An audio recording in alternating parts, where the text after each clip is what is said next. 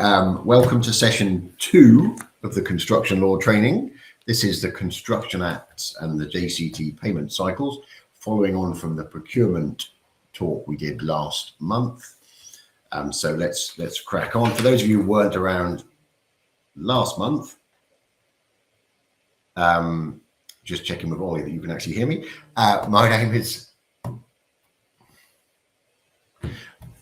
Andrew Yes, Rush. you can hear us. I'm the senior partner of Archor. I used to be an engineer, which obviously is important, and it takes me about 30 seconds to say so. Also, what's relevant for today is that I was 24 in 1994, which is relevant to today's theme. I should also say, before we started this talk, that Hannah decided that she had to sit on the right-hand side to match last time, because she sees us as Ant and Dec. I'm not sure which one is Ant and which one is Dec, but anyway, that's just to explain that. Good morning, everyone. I'm Hannah, also a partner here at Archor, specialising mostly on the contentious side with lots of adjudications. And just a warning, about 10 minutes ago, Andrew told me that he's got some gags that I haven't heard that he's going to be adding into this talk. So for that, I can only apologise, and they'll be new to me. So just a little bit about us. There's 6 partners in total at Archor. We've been running our boutique construction law practice for about 4.5 years now. Happily, we've grown from us 6 partners and our wonderful practice manager, Ros, who we started with, to a team of 25. We've got a great bunch of legal directors, senior associates, trainee solicitors and paralegals now, all specialising just in the construction law issues, whether that's the dispute side or the development side. We also welcomed a new legal director, Katrina Bresson, to the team at the start of the month. Katrina will be based in our Cambridge office, specialising in non-contentious matters. She's a great addition to our team, and we are really thrilled that she's joined us. And before we get into the serious stuff, just if you haven't seen this slide before, it might make you giggle a bit. Some I particularly like: the quantity surveyors, the people who go in after the war is lost and bayonet the wounded. Lawyers, people who go in after the quantity surveyors and strip the bodies.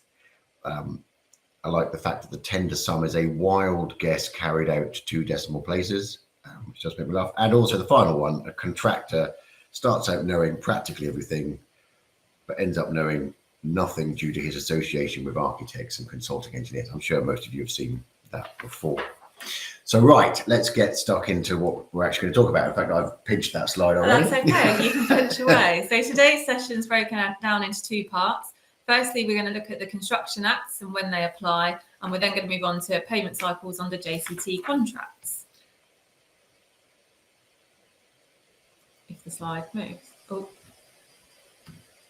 There's Hannah's idea for us to be sort of backwards and forwards, hence you're going to get sort of a little bit in there. Right, so the Construction Acts with an S, because there's been 2 of them. Now, before I go any further, I should point out that for those of you who've looked at the questions, Hannah's gone a bit Oasis crazy. As I said earlier, I was around in 1994 and I was a Blur fan. Well, to be honest, for the purposes, I wasn't actually a Blur fan. For the purposes of today, I was a Blur fan. So during today's talk, there may be references to Blur. There may be a song or 2. There's actually a thing called Song 2, if you did. So without further ado, let's get on with it, boys and girls. You see, that took a lot of time. Right, so where are we? How do we get to these Construction Acts? So Michael Latham was asked to look at the construction industry because it was seen as a basket case. Clearly, for the last 30 years, it's improved a lot, and we're now we're not a basket case at all, are we? So he produced a report called Constructing the Team. Now, the basis of that report was how could the construction industry become more or less adversarial, shall we say. So he came up with the idea that there should be more partnering, there should be a new form of dispute resolution. The supply chain needed certainty of payment. So those were the sort of underlying principles that he thought needed to be introduced. He also was effectively the person that drove the introduction of NEC, because NEC was seen as a more partnering friendly contract. So following his report, the Construction Act was born. It was sort of cunningly named the Housing Grants Construction and Regeneration Act 1996. That's partly because it had lots of other stuff, but the key part of the act was the construction bit in the middle. As well as the act itself, it came into force in 1998. The scheme for construction contracts is a sort of add-on, for want of a better word. So if your contract doesn't have the right provisions in it, the scheme for construction contracts will deal with the bits that are missing. So in particular, it deals with the adjudication process. The original act had the idea of a section 110 and a section 111 notice. So the section 110 notice was effectively the payment certificate. The 111 notice was the withholding notice, and it is a different form of terminology to the new act. As well as introducing the payment systems, there was an introduction of suspension, the right to adjudicate, and a ban on pay when paid clauses. So what went wrong? The pay when paid clauses, clever people got around those by introducing, well, I'll only pay you when my money is certified. I'll come on to pay when paid clauses because you can have a pay when paid clause in certain circumstances. So that didn't quite work. Adjudication probably did work, and there wasn't a huge amount changed to adjudication other than it expanded to include oral contracts or contracts that weren't necessarily fully written, because you had the situation where people would argue the contract wasn't complete, therefore you couldn't adjudicate. So that got changed in the new system, which we'll come on to. What didn't happen was that payment certainty was not achieved. And essentially that boils down to two cases. So there's a case called Rupert Morgan and Jervis and SL Timbers and Carillion. Now, one of these was a main contract, the Rupert Morgan one. And what happened in Rupert Morgan was the architect came along, issued a certificate. The client didn't pay. And the client then argued, well, that's not the sum due, therefore, I don't have to pay it. The court said, no, if you've got a certificate, which we can also treat as a payment notice, that defines the sum that needs to be paid. So in the absence of a withholding notice, you have to pay that sum. Great, certainty of payment, excellent. The other one, SL Timbers and Carillion, was a subcontract. So there was no third-party certification regime. SL Timbers apply for money. Carillion don't issue evaluations. They don't actually give a piece of paper saying this is what we consider to be the sum due. SL Timbers go off to court, assuming that their application will be treated as the sum due. And the court says, no, you have to prove the sum due unless you have a piece of paper confirming the sum due from the other side. So you had this situation where there was almost an encouragement to not value the application. So this drove the change to the original Construction Act to the second attempt. So there was a second attempt to get the Construction Act right. The also catchily named Local Democracy, Economic Development and Construction Act 2009 was brought in, which amended the Construction Act. The scheme was also amended by the Scheme for Construction Contracts, England and Wales Regulations 1998, Amendment England Regulations 2011. So the changes saw a different regime for notices, including where a default notice can be issued, and it also brought in the concept of a pay less notice. So what went wrong on the second attempt? Or was it all perfect? Do we now have greater certainty on payment? I'm not sure about that, but the law is certainly clear on the consequences of failing to issue valid payment notices and valid pay less notices. If no notices are issued, the sum that needs to be paid is the sum applied for. Now, that's a really simplistic approach, but that is basically what the amendments say. So is the system abused? I'd be interested to know what you think. If a contractor thinks an employer's agent might miss an interim application when negotiating the final account, will he issue the interim application to put himself in a stronger bargaining position? Most definitely. But is that really an abuse of the system? He's allowed to do it. Is it now too complicated? Has the world gone mad with the insistence that a notified sum must be paid before you can do anything else, even if you know that notified sum doesn't reflect the true value of the works? Have we lost touch on commercial realism? Who am I to judge? but the courts are still really busy with smash and grab claims, as we'll come on to later, and I don't think these issues are going to go away anytime soon. Didn't realise she was going to have quite such a rant. So what does the Construction Act cover? I'm not sure that note's quite the same. It covers all construction acts involving construction operations. It covers all professional appointments. It covers non-written contracts. It does not cover domestic occupier contracts, which we'll come on to and just explain these in a bit greater detail. What rights apply if you have a construction contract? Well, you have the right to adjudicate, you have the right to suspend, you have the right to have compliant payment terms with the Construction Act. What you do not have, at least I've never ever ticked the box on a court form, is you do not have many human rights as regards your construction contract.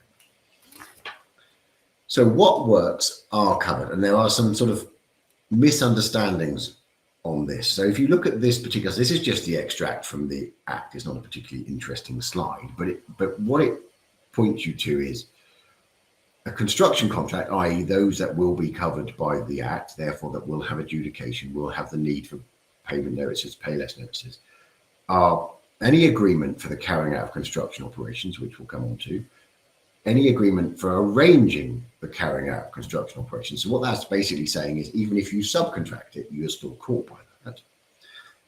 And any labour contracts, okay? In addition, and sometimes there's still a confusion in the market, all professional appointments are covered by the Construction Act.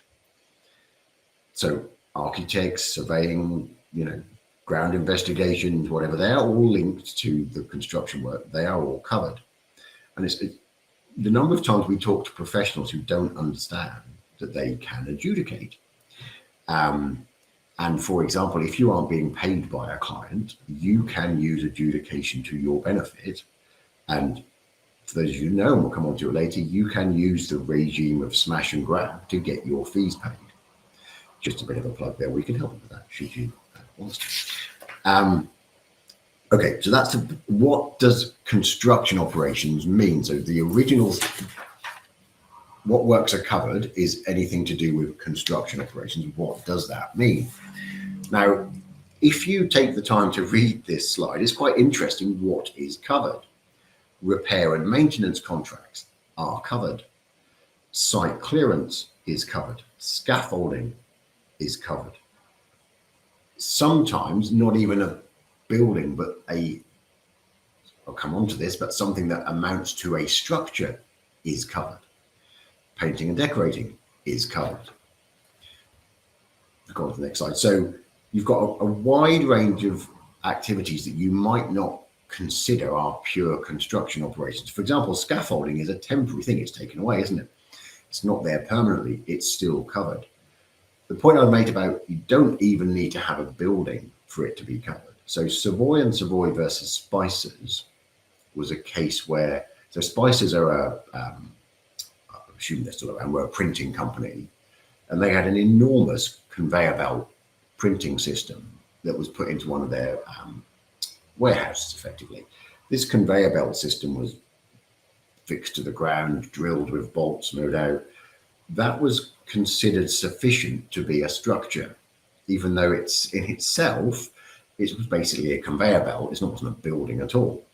So, it's extremely wide. And every time anyone tries to argue that something that is not a construction operation, the courts bend over backwards to find that it is. So in almost every case, everything you do, anyone on this call, this webinar, will be covered by the Act. There's a secondary point here, is you don't actually have to be covered by the Act to still be bound by adjudication, for example. So domestic occupier contracts can still be adjudicated if your contract has a contractual right to adjudicate rather than a statutory right. So even if you are not covered, you can still cover yourself by including it within the contract. So Andrew touched on this a little bit earlier. The Construction Act does not apply to a contract with a residential occupier. So this means a construction contract which principally relates to operations on a dwelling which one of the parties to the contract occupies or intends to occupy as his residence. But as Andrew said, if your contract does say that, for example, adjudication applies, you then have a contractual right to adjudicate. Also important to note that power generation is limited to activities directly related to the generation of power. So a road up to the site, up to the power station is still covered under the Construction Act. And also supply only contracts are not covered by the Construction Act. A really important right that the Construction Act brought in is the right to suspend performance for non-payment. Now, this is covered by section 112 of the Act, which is on the slide, and it allows for the payee to suspend performance of his obligations under the contract, provided he's given 7 days notice of his intention to do so first. So suspension can be quite tricky, and it's really important that if you are going to suspend, you get it right to avoid any claims for repudiatory breach of contract. So the 7 days notice of suspension must be in writing. And whilst email is normally fine, you need to check your contract first, because sometimes you'll see a clause that says if you're going to suspend and serve these notices, they need to be hard copy, sent special delivery. So make sure you comply with those provisions. The right to suspend can be for all of the works, or it can just be for part of the works. But it's really important to note, and this is key, that the right to suspend only relates to non-payment of a notified sum. So if a contractor applies for a sum of money, has an amount certified that he doesn't agree with, he can't suspend for non-payment unless that certified sum isn't paid by the final date for payment. So the suspension and the right to suspend is all going back to this payment regime and the issuing of notices. So if you're looking to suspend, you've got to make sure you do it properly and make sure that it's a notified sum that hasn't been paid.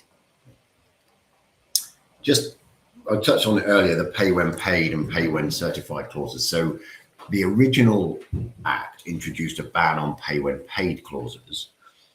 That still applies, but there is one exception to that. So you look at the first extract on the slide, you are allowed a clause that says we won't pay you if we don't get paid, in the event that the person who is paying the payer goes into insolvency. So if an employer goes into insolvency, the contractor does not have to pay the subcontractor. That only applies if there was an actual clause in the contract. I've just seen that someone's put a question that says, don't look back in anger. Right?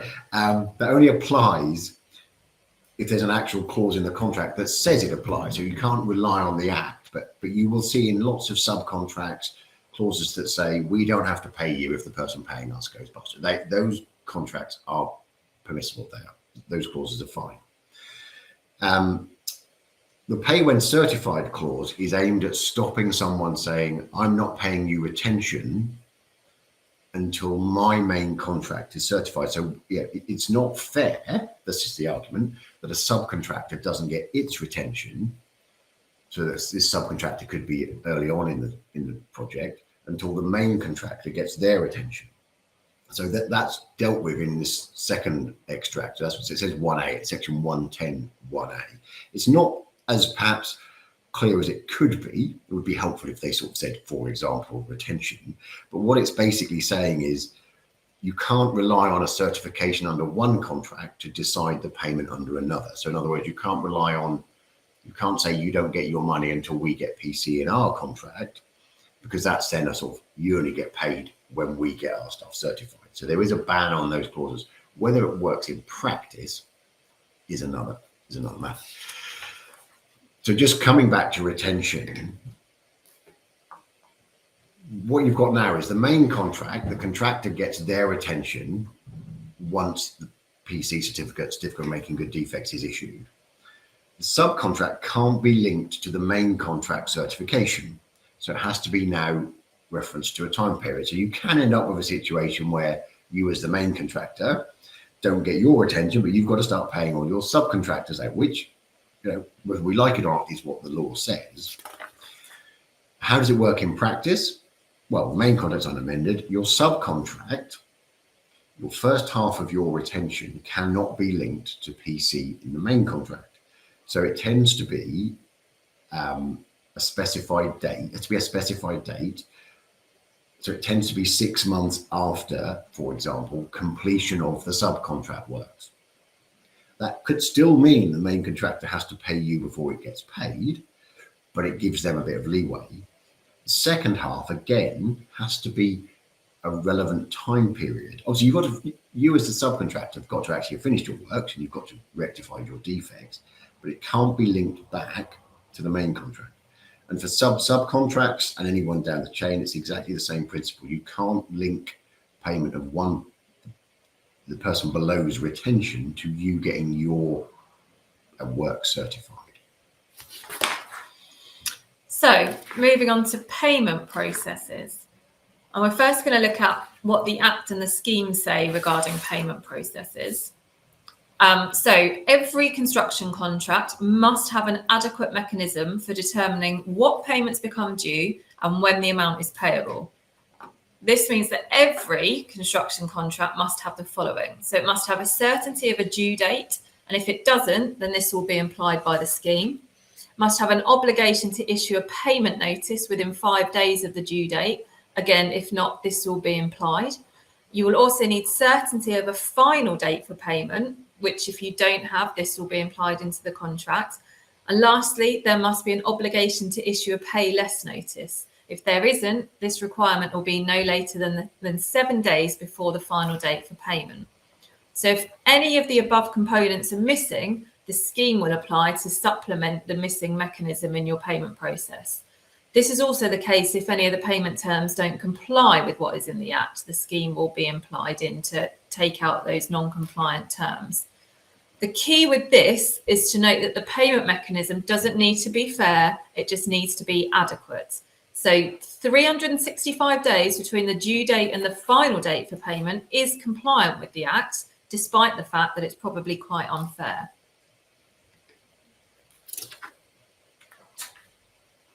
So the scheme is the fallback position where a construction contract does not include the necessary payment provisions that are set out in sections 109, 110, 111 of the Construction Act. Now, I've touched on this on the previous slide, but if the payment provisions comply in part, then the compliant clauses will continue to take effect, but it's the missing ones or the non-compliant clauses that will be replaced by what's in the scheme. So if you've got an unamended JCT or an unamended NEC, these comply with the Construction Act, unsurprisingly. But if these contracts are being amended, you need to check that the amendments comply with the Act, because it's not always the case that they do.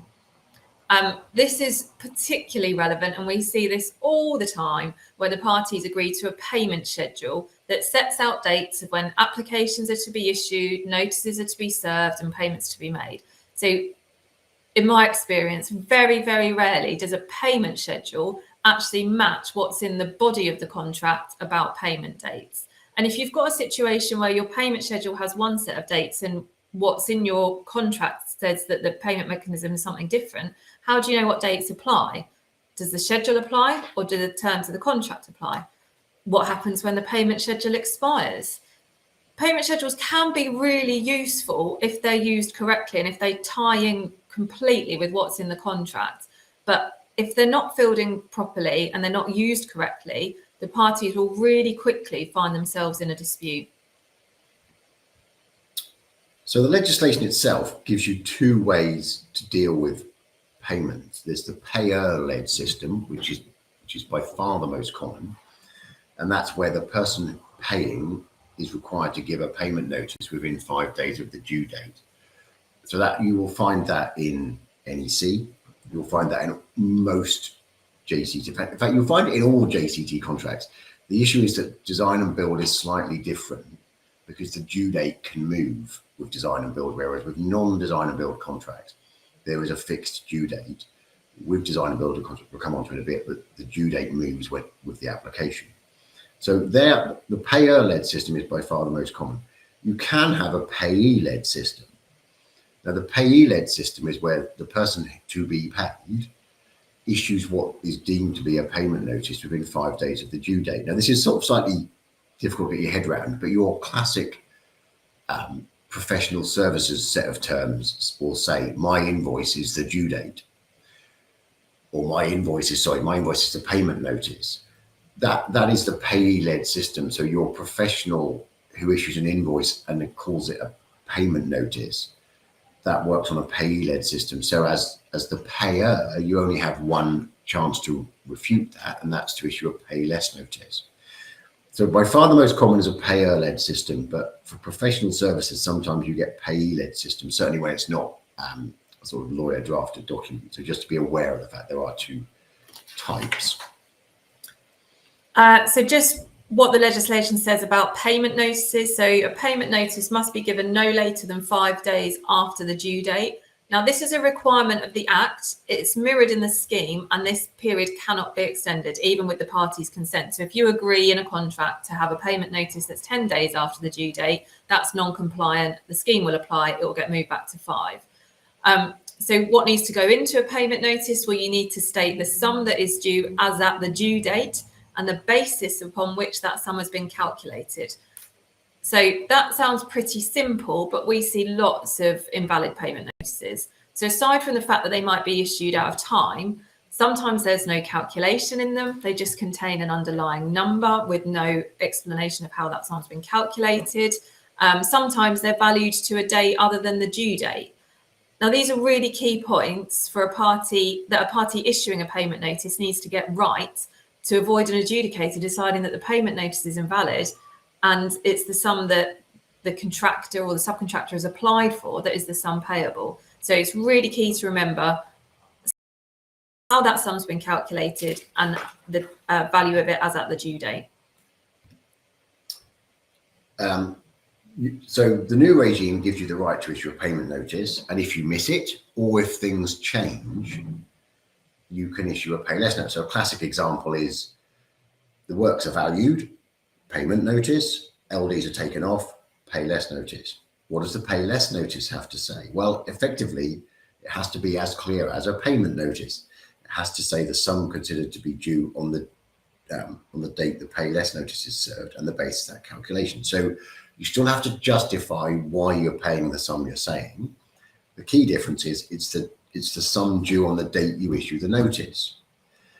It's important because you can't use a pay less notice as to be the same as a payment notice, because a payment notice is the sum due on the due date. The pay less notice is the sum due on the date of the notice. So where you have a pay less notice, if your contract is silent on that, then the scheme, as Hannah said, will imply 7 days before the final date for payment. Lots of people change this. So unlike the payment notice, which has to be 5 days, the pay less notice can be any period before the final date for payment. So lots of people change the 7 day standard position to 1 day. That's fine. The underlying point is if there's no pay less notice and there's no payment notice, then you'll have to pay what's applied for. Now, just a note, watch this space. We have something going to the Court of Appeal, in part related to residential occupiers, but also related to what needs to be in a pay less notice. And the courts are still grappling with what is a valid application, what is a valid payment notice, what is a valid pay less notice, whether WhatsApp counts, just a bit of so there's another, we're hopefully we're off to the Court of Appeal, which should give some clarity on that. So what does the scheme say about payment?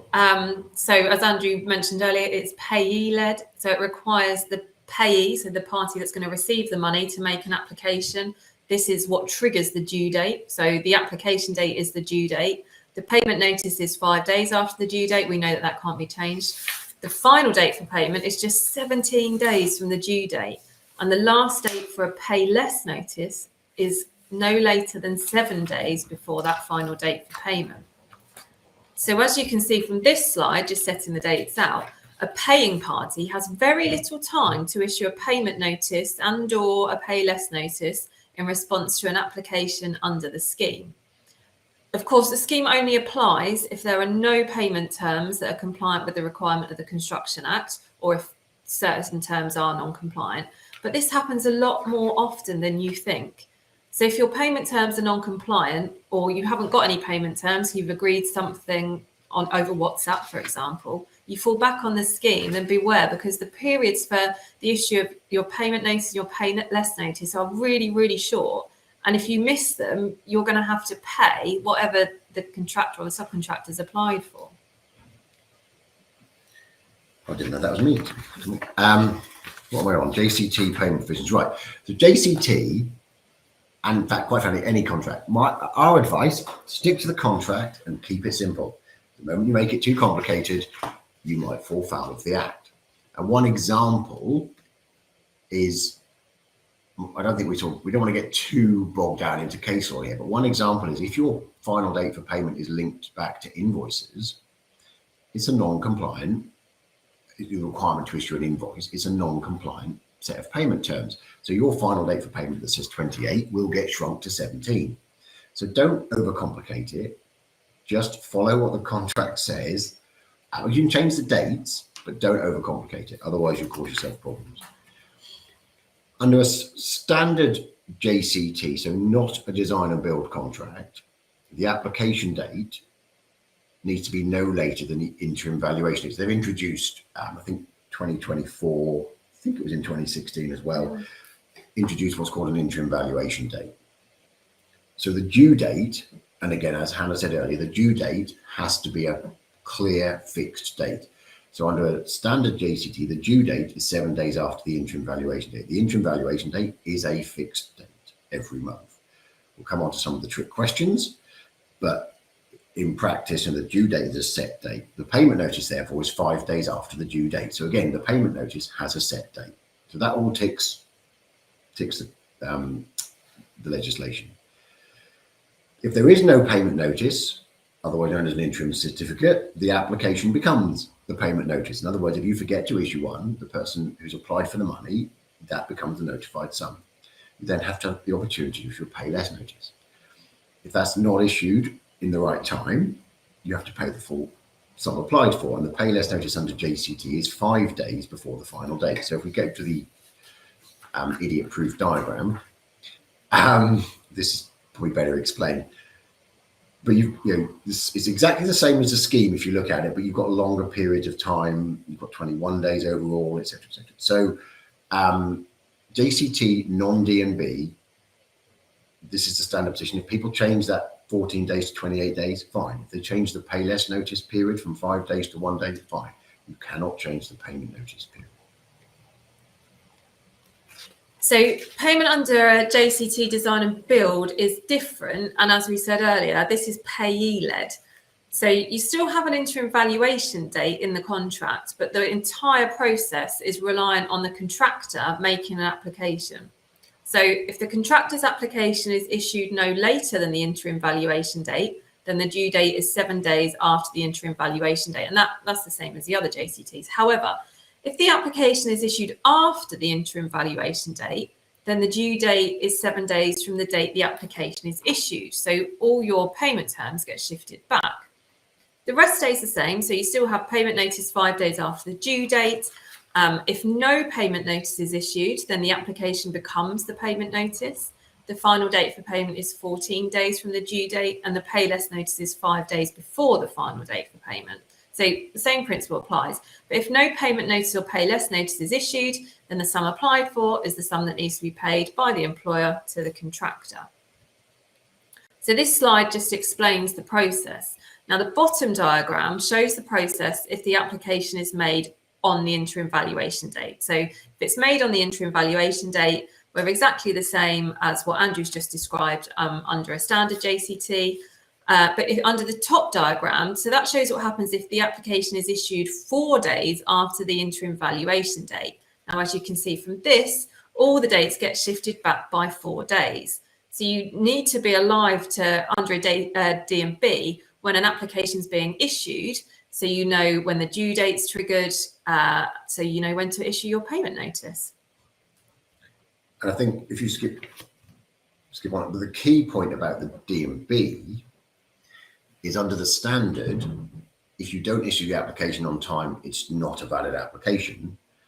So you can get lulled into a false sense of security if you think, oh, well, under D&B, they've not issued it on time, therefore I don't need to do anything. And that's not the same process under D&B. On a D&B subcontract, if we go straight to that slide, not least because the one in the middle has got the wrong date, so we're going to change that. On a D&B subcontract, you've got a similar process, but the way JCT works is it shifts everything around so that the subcontractor is giving the main contractor enough time to put in their application the figures that come from the subcontract. So you have to issue your application under a subcontract 4 days before the interim valuation date, which is 12 days before the due date. And if you look at the diagram, what that effectively means is the main contractor will have the subcontractor's application before it needs to put in its own application. And then if you look at the dates, they're still essentially got 14 days, but the 14 days starts from a different point. So by the time the main contractor's got a payment notice, he's able to then feed that down the line. By the time if the client issues a pay less notice, the main contractor is entitled to issue that down the line. So you end up with this sort of slight shift. So it should always be the case that the main contractor knows what they're getting paid and what's being knocked off and what they're saying is not finished or whatever, before they have to do the same with the subcontractor. I just want to finish this section very briefly on the final payment and final certificate process under JCT. Just as a starting point, despite the entire industry referring to final accounts and draft final accounts when they have a JCT contract, this is not a term that is used in JCT suite of contracts. So don't issue a final or a draft final account and then try and argue it as an interim application for payment. It won't work on a smash and grab. So there is no such thing as a final account using that terminology in the JCT. This aside, it's really, really important that the parties to a JCT understand the implications of a final certificate being issued, as this can become conclusive if it isn't challenged within the right time frame. So just looking at the intermediate form of building contracts as an example, and that's where this clause has been taken from. So clause 421(1) provides that the contract administrator shall issue the final certificate not later than 28 days after whichever the following occurs last. So end of the rectification period, date of issue of the certificate of making good, and the date on which the final adjustment statement is issued. So 28 days after the last of those events is when the final certificate needs to be issued. Now, this next bit is really key. The due date for the final payment, which is the sum that's stated in the final certificate is to be paid, is the last day of the 28 period referred to in that clause 421(1) for the issue of the final certificate. It's not 28 days after the final certificate. So the due date depends on which of the events occurred last and when the 28 days from such event expires. So this could theoretically leave you in a position whereby the due date for the final payment is the same date the final certificate is issued. And if your payment provisions are unamended, whoever the paying party is under the final certificate has just 5 days following receipt to issue a payment notice if they don't like what's in there. Now, the final date for payment would then just be 14 days from the date that final certificate is issued. And a pay less notice needs to be served no later than 5 days before that final date. So this is a really, really short time frame. But what is perhaps more important is clause 191. And now this states that the final certificate shall have effect in any proceedings as conclusive evidence that the quality of the materials or goods are in accordance with the contract, that all adjustments to the contract sum have been made, all EOTs have been awarded, and all loss and expense have been reimbursed. Now, this is the case unless the final certificate is challenged within 28 days. So it's not enough just to issue a payment notice to say, yeah, I dispute what's in the final certificate. You have to actually issue proceedings to challenge the final certificate. So you have to start an adjudication within 28 days. And if you don't, whatever's in that final certificate is conclusive evidence that all of those things I listed have been sorted under the contract and you can't dispute them later. So make sure you understand what's in that contract and make sure you understand the conclusivity clause, because otherwise you could be stuck with what's in a final certificate if you don't challenge it in time. I've got to be honest, that was quite complicated. I think. Sorry. No, I think the fundamental point about final certificates is they are complicated, and final payments, and they are something to be very wary of if you're on the receiving end of one. If you're giving them, okay, maybe you can use it to your advantage, but it's just a very complicated area in JCT and perhaps not as clear as it could be. Right, we've got lots of questions coming in, which we'll hopefully we'll get onto after the questions. Now, these questions I sent out, hopefully some of you have looked at these questions. So we're just going to run through them and see if you got the right answer. Now, of course, these are, one might say, slightly tricky questions. The first one is obviously really easy. So, and this is where Hannah got a bit carried away. So the Gallagher brothers, who may or may not be linked to a rock band, were based in the Manchester area, and they entered into an unamended JCT 2024 contract. The first interim valuation date, as stated in the contract, is the 13th of June 2025. So what date does the payment notice need to be issued in September 2025? So you're going to say, well, the interim valuation date is the 13th of September 2025.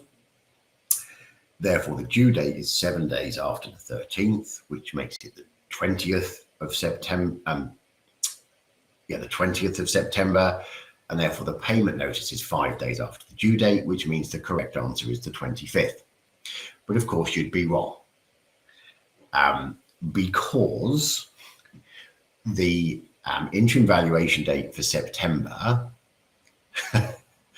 is a Saturday. And if you read the contract, it says it's the nearest business day to the interim valuation date. And the nearest business day to a Saturday is a Friday. So the interim valuation date for September is the 12th, not the 13th. Therefore, the due date is the 19th, not the 20th. Therefore, the date you need to issue your payment notice is the 24th, not the 25th. Now, the point about that is just to recognize that if you have an interim valuation date, which has a particular day in it, say the 13th, the 20th, whatever, for some months you will hit a weekend. That's not a business day. So your interim valuation date moves to the first business day. Now, if it's a Sunday, your interim valuation date will be the day after, unless, of course, it's the 31st of the month or the 30th, which we'll come on to. So the first point about this question, hopefully you all got it right. Clearly someone didn't. Is think about the Saturdays and Sundays, because that changes the interim valuation date. Also, some people think it's 7 days. Some people think weekends don't count. They do. So on the payment notice period, on the due date period, the 7 days includes weekends. So you've got this weird situation with interim valuation dates. The interim valuation date moves if it hits a weekend, but the 7 days and the 5 days does not. Question 1. Easy. So question 2, we've got a due date of the 17th of each month, with the interim valuation date being 7 days beforehand. So for April 2025, the due date was the 17th of April, and we know from the question that a valid application for payment was issued. Now, the final date for payment has been amended so that it's 24 days from the due date, and the pay less notice is required 7 days before the final date for payment. So taking these dates, the final date for payment surely must be the 11th of May, which is 24 days from the due date, correct? Or is it? So there were 3 bank holidays in this period. You had Good Friday, Easter Monday, and the May Day bank holiday. So do these 3 bank holidays push the final date for payment to the 14th of May because of clause 1.5, which is the reckoning period clause on the slide? And what about the requirement for a pay less notice? Is this 7 days before the 14th of May or 7 days before the 11th of May? What is meant in that clause about an act that is required to be done? Does that include the act of making payment or the act of issuing a pay less notice? The answer is it's messy. The obvious advice is to issue your pay less notice ahead of the deadline. And in this instance, you'd issue it before the 4th of May to avoid any arguments that it's been issued late and reckoning period clause does apply or doesn't apply.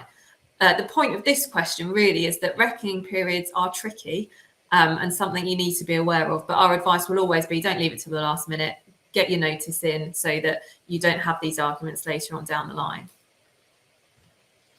I noticed that Florian has just said that the 25th of September was a Thursday. Yeah, but the point about the question is it's not the payment notice date that's relevant, it's the interim valuation date that's relevant, and that was a Saturday. What I think we will do is we will send you at least our version of the answers, because the whole point of these is not really, and as Florian said, it's not really to focus on the specifics, it's just to highlight the point. So if we look at question 3, now Gallagher Brothers here enter into a third contract with no amendments. The interim valuation date is dated to be the 21st of each month. Now this scenario is not unheard of, where parties decide to come up with a different regime because it suits the client in particular. Now this Mr. Bonehead, by all accounts, was a slightly charmless man. But he did live in a very nice house in the country. All right, I'll give you that. So now the issue with this question again is more, you've got a situation where the contract says correctly, these are the interim valuation dates, these are the due dates, and then you've gone off for months and adopted a different approach because it suits the client. And a lot of you will know that often, you might walk around with the bank's monitor, you might walk around with the client's QS on a particular day because they happen to be in that area on the last Friday of each month. That's fine, but it causes you a problem because you get into a regime where you very correctly issue your payment notice based on this rather sort of loose, well, we're going to turn up every Monday, and then as in the question, you fall out near the end. Is it the system you've adopted for a long time, or is it the actual contract position? Now, there are cases that say if you've got a course of dealing, that will override the contract. There are cases that say the contract will override the course of dealing.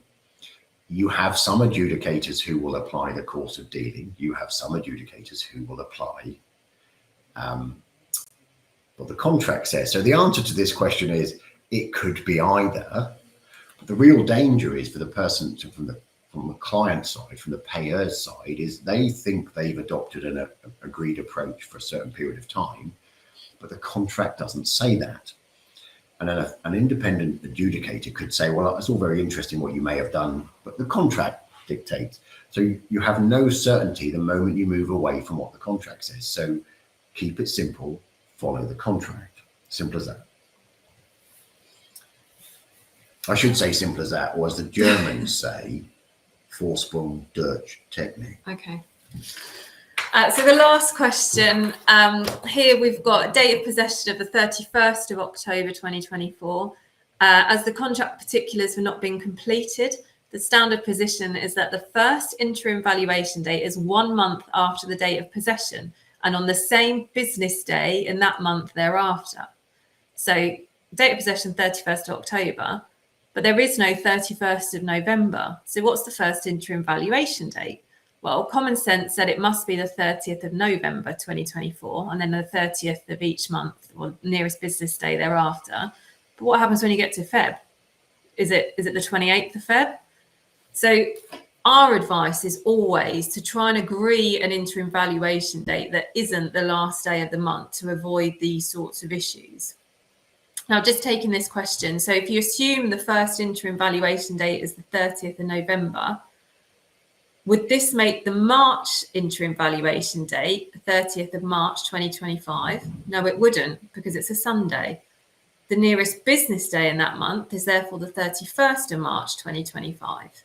So the due date being 7 days after the interim valuation date is the 7th of April. So the payment notice that was due on the 12th of April was actually in time. So in our view, Mr. Bonehead's obligation is to pay the sum certified, which is the 750k. Again, just making the point that if you've got an end of the month interim valuation date, it does get really tricky with months that only have 30 days or perhaps 28 days. So try not to have an interim valuation date at the end of the month. The last topic we're going to touch on very quickly is a case law that has shaped where we are today. Why is there so much law on this? Well, there have been hundreds of cases in the courts about payment following the introduction of the Construction Act. Why? Well, if no notices have been issued, then the sum applied for has to be paid, irrespective of the true value of those works. So this is what we mean when we talk about the phrase smash and grab.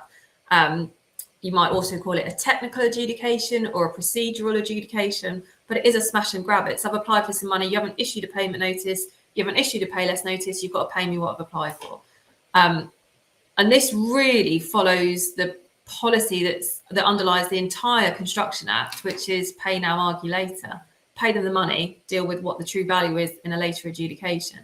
And I think there's so many cases about it because, unsurprisingly, paying parties will try everything possible to avoid making payment. So that means lots of these disputes actually end up in front of a judge.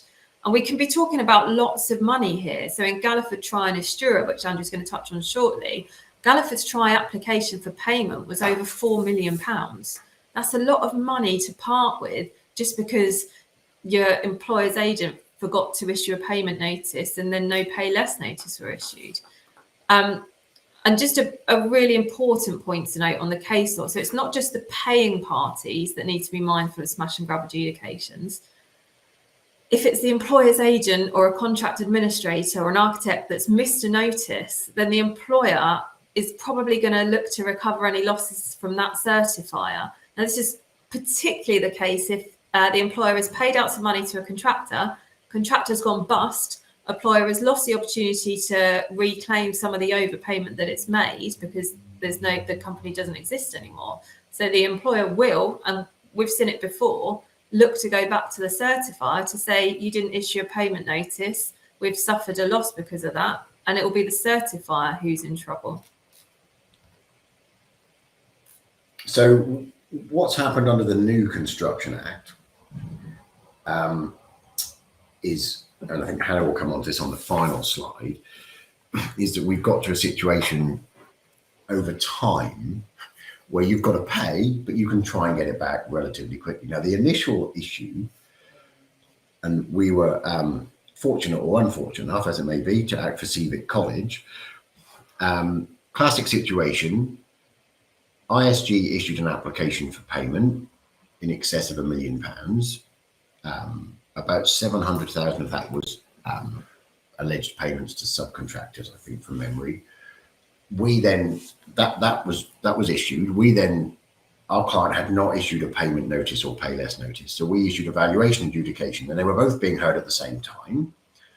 And Bob Juniper, unfortunately, died a few weeks ago, was the adjudicator. And he said, well, the £1 million is payable, but the true value is 300,000.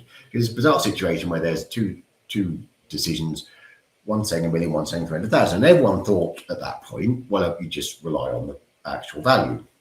Well, we went to court, and the court decided, no, you had to pay the notified sum first. The value didn't apply. Even though you've got a valuation, you still have to pay the notified sum.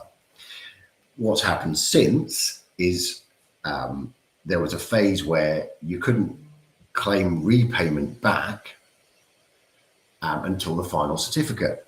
So if you paid something just after PC, you had to wait 12 plus months to get it back. Galliford Try and Astura sort of began to eat away at this and sort of said, well, sometimes this can be so, manifestly unfair that we won't make you pay everything. And S&T and Grove went to the Court of Appeal, where Coulson said, you still got to pay it first, but instead of waiting till another 12 months, you can then try and claim it back the month later or as soon as you can. The problem with all that is, and Hannah alluded to it earlier, the sort of contractor that might overstate an application deliberately because they know the employer's agent might miss it, is often a sort of contractor who's running out of money. If they're running out of money, once they get paid, they're likely to go into insolvency. This is a bigger risk for the employer's agent as well, because the sort of person that does this is the sort of person who is more likely to be closer to insolvency. So it is essential that you get this right. We have come to a bizarre situation where the failure to issue a single piece of paper can cost parties an absolute fortune, but that's where we've got to. And the reason we got there is because if you go right back to the Latham report, people weren't paying people for no justified reason. So this is where we've ended up, and therefore it is the most important thing that, you know, you've got to get this stuff right. So there have just been a few more recent cases that I've put on the slide that I just want to cover. But the key point is that each time the courts have found that a notified sum must be paid before a true value adjudication can begin. So in the top case, the AM construction case, the court decided that the mere existence of a notified sum was to prevent a true value adjudication from taking place. So you didn't even need to have an adjudicated decision that there was a notified sum payable. The fact that that notified sum just existed was enough. In Henry and Alifix, the subby, who was Alifix, started a smash and grab adjudication. So shortly afterwards, Henry started a true value adjudication alongside the smash and grab. When the smash and grab decision was issued, in which it was decided there was a notified sum that hadn't been paid, the adjudicator in the true value adjudication decided to pause those proceedings to allow Henry to make payment of that notified sum, which Henry did. So the subby was in receipt of the notified sum. The adjudicator then continued to make his decision in the true value adjudication and decided that Alifix had indeed been overpaid and decided that they needed to pay a big chunk back to Henry. Alifix didn't. Henry went off to the court to have it enforced, and the court held that the adjudicator couldn't make his decision on the true value because he didn't have jurisdiction, because the notified sum hadn't been paid at the start by the time the adjudication started. So he didn't enforce that decision in that adjudication. As we all know, Henry then went into insolvency, and Alifix were left with holding the money of an overpayment, which another adjudicator had decided they weren't entitled to. The last case on there is BMA and Project One. The adjudicator was asked to decide the true value by an employer. The contractor said, well, we've got a defence to this. We've got a notified sum that hasn't been paid, and the adjudicator agreed. So he didn't look at the true value, despite that being the dispute that was referred to him.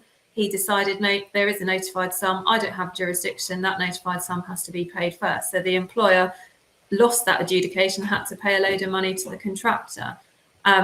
So all of these cases support this pay now, argue later principle, which was introduced by the Construction Act, as we talked about at the very start of this session. And the thought process was to help cash flow throughout the entire supply chain during the course of the project. Now, some might say that we've gone too far. Others suggest we just need to roll with it, but that's a discussion for another day. Disappointing. Right. We've got a couple of minutes. We have had some questions. Just on the invoice point, because someone's referred to a question on the invoice. So the case is Rochford and Kilham, which has been confirmed in 3CI and Lidl, I think.